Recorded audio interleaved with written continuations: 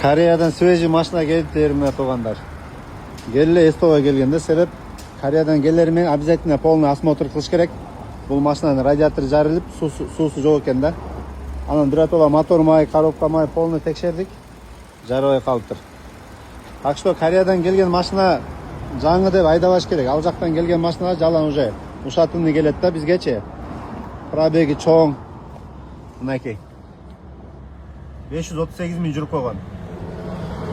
Так что туугандар, ушундай сарык сабыз келе турган болсо Кореядан обязательно эстолорго киргиле, полный текшертирип, май сайларын алмаштыргыла. Азыр мынакей немесини радиаторун замена кылдык.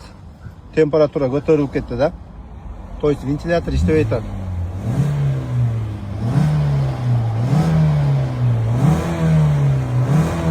Мынакей уже как положено температура түшүп атат. Бул машина Кореяда уже карабай эле до конца айдаганда, бул таксиде жүргөндө таксинин машинасын эч ким карабайт. Мына көрүп атасыңарбы? Азыр салон фильтрлерге чейин алмаштырып атабыз. Толуп калыптыр. Mo печкасы дагы слабый экен, иштешичи.